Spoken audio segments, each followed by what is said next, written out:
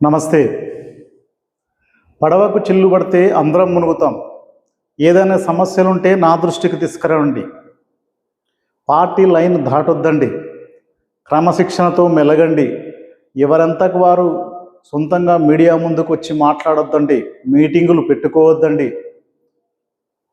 Party లైన్కు కట్టుబడి మాట్లాడండి. ప్రజలకు ఎంతో చేశాం, అయినా ప్రజల్లోకి తీసుకువెళ్ళలేకపోయాం. అసాధారణ పరిస్థితులు ఉన్నా, నిధుల లోటు ఉన్నా ఎన్నో పథకాలు చేశాం. రుణమాఫీ చేశాం, రైతు భరోసా ఇచ్చాం, ఇందిరమ్మ ఇల్లు ఇచ్చాం, ఇందిరమ్మ ఆత్మీయ భరోసా ఇచ్చాం, రేషన్ కార్డులు ఇచ్చాం. ఇలా అన్ని పథకాలను అమలు చేస్తున్నాం. ఉచిత విద్యుత్ ఇచ్చాం, ఉచిత రవాణా ఇచ్చాం, సిలిండర్లు 500కే ఇచ్చాం. ఇన్ని ఇచ్చినా కూడా ప్రజల్లోకి తీసుకెళ్ళలేకపోతున్నాం. ప్రజల్లో పలచన భావం ఏర్పడుతుంది. విపక్ష పార్టీలు మన మీద ఎలాగో దుష్ప్రచారం చేస్తాయి, కానీ సొంత పార్టీ వాళ్ళు కూడా కొంతమంది దుష్ప్రచారానికి తెగబడుతున్నారు. అంటే వారి వ్యాఖ్యలు ప్రజల్లోకి తప్పుడు సంకేతాలు వెళ్తున్నవి.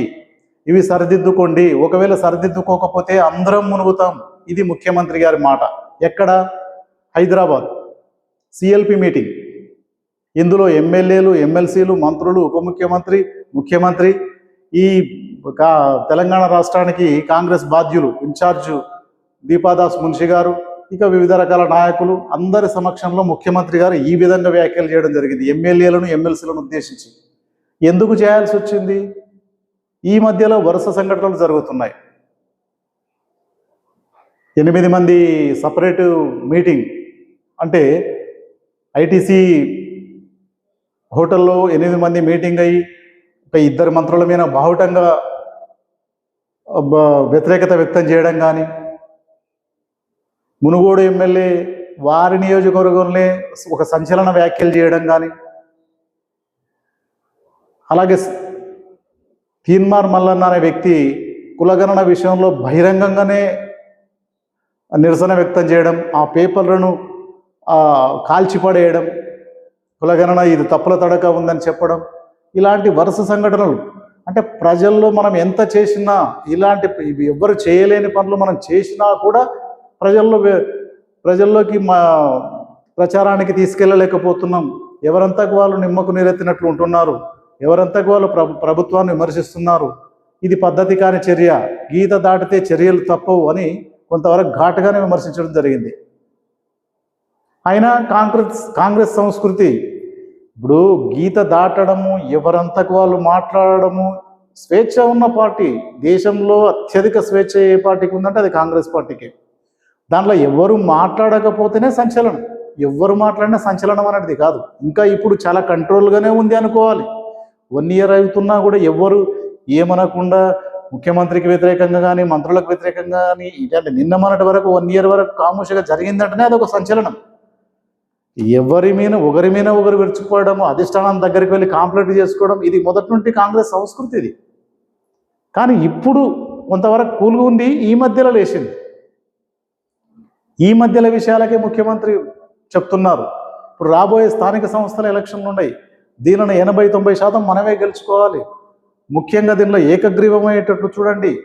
హైదరాబాద్లో ఉండొద్దండి, ఈ నిరంతరం ప్రజల్లో ఉండండి. తొలిసారి గెలవడం గొప్ప పని కాదు, రెండవసారి గెలిచిన ఎమ్మెల్యేలే గొప్పగా ఉంటారు ప్రజల్లో. ఎందుకంటే నిరంతరం ప్రజల్లో ఉండేవారికే ఆ అవకాశం ఉంటుంది. ఇలాంటి హితబోధలు ముఖ్యమంత్రి గారు చేయడం జరిగింది ఎమ్మెల్యేలకు, ఎమ్మెల్సీలకు. అంటే వారి ఆవేదన ఎట్లుందంటే, మనం చేసింది ప్రజల్లోకి చెప్పుకోవాలి, ప్రజల మెప్పు పొందాలి, మీరు సొంత ఏజెండాలు పెట్టుకోవద్దండి, ఏమన్నా ఉంటే నా దృష్టికి తీసుకురండి, పార్టీ లైన్ దాటొద్దండి, ఇలాంటివి. అయినా కూడా మునుగోడు ఎమ్మెల్యే గారు అంతమందిలో లేచి, అంటే ఆ మీటింగ్లో ఇంత జరిగినా ఆ మీటింగ్లో లేచి ఏకపక్ష నిర్ణయాలు తీసుకోవద్దండి, మీరు అందరితో చర్చించిన తర్వాతనే నిర్ణయాలు తీసుకోండి. ఒకవేళ నిధుల కొరత ఉంటే, ప్రభుత్వ ఖజానా ఖాళీగా ఉంటే హైడ్రా ఎందుకు, మూసీ సుందరీకరణ ఎందుకు, ఇలాంటి భారీ ఖర్చు అయ్యే కార్యక్రమాలను ఎందుకు చేపడుతున్నారు? ఈ కార్యక్రమాలను చేపట్టేటప్పుడు అందరితో చర్చించి తీసుకోవాలి కదా. రుణమాఫీ ఎందుకు చేశారు? అది సగం చేసిండ్రు. దానివల్ల ప్రభుత్వానికి పార్టీకి చెడ్డ పేరు వస్తుంది. అది ఆదరాబదరగా ఎందుకు చేయాల్సి వచ్చింది? రైతు భరోసానే పటిష్టంగా అమలు చేస్తే సరిపోతుండే కదా. నిధులు సమకూరినాక రుణమాఫీ చేసేది ఉండే కదా. రైతు భరోసాను ఒకసారి ఎందుకు ఎగ్గొట్టాల్సి వచ్చింది? మనం ఇచ్చిన ప్రకారంగా 15,000 రూపాయలు రైతు భరోసా ఇచ్చింటే సరిపోతుండే కదా. తర్వాత నిధులు సమకూరినప్పుడు రైతు రుణమాఫీ చేసింటే సరిపోతుండే కదా. ఇప్పుడు సగం సగం చేసి ప్రజల్లో రైతుల్లో అప్రతిష్ట పాలవుతున్నాం కదా. ఊర్లలోకి పోతే ప్రజలు తిరుగుతున్నారు కదా. అయినా కూడా ఈ మీటింగ్లో రాజగోపాల్ రెడ్డి నిరసన వ్యక్తం చేస్తున్నట్లు పత్రికల ద్వారా మనకు వార్తలు తెలుస్తున్నాయి.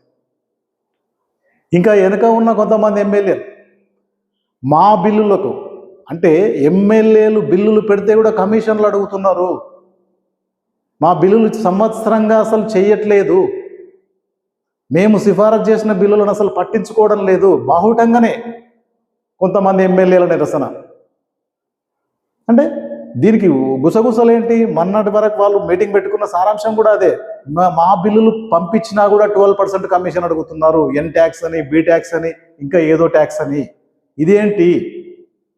ఇక మేము ఎందుకు ఉండాలి? ఎమ్మెల్యేల బిల్లులకే ట్యాక్స్లు అడుగుతుంటే, కమిషన్లు అడుగుతుంటే ఇక మా పరిస్థితి ఏంటి? ప్రజల్లో మేము ఏం చెప్పుకోవాలి? సన్నిహితులను పనులు చేయలేకపోతున్నాం, మా పరిస్థితి ఏంటి? దానికి ఉప ముఖ్యమంత్రి గారు వివరణ ఇవ్వడం జరిగింది. ఎలాంటి బిల్లులు ఆపడం లేదు, అన్ని బిల్లులు క్లియరెన్స్ అవుతున్నాయి. ముఖ్యమంత్రి గారు కూడా చాలా బిల్లులు క్లియరెన్స్ చేయించారు, వారి వివరణ. అయినా కూడా గుసగుసలు. అంటే ఈ రకమైన, ఇప్పుడు కాంగ్రెస్ అంటేనే అదొక విపరీతమైన స్వేచ్ఛ ఉన్న పార్టీ. అది దానిలో అదుపు ఆజ్ఞలు అంటూ ఏమి ఉండవు.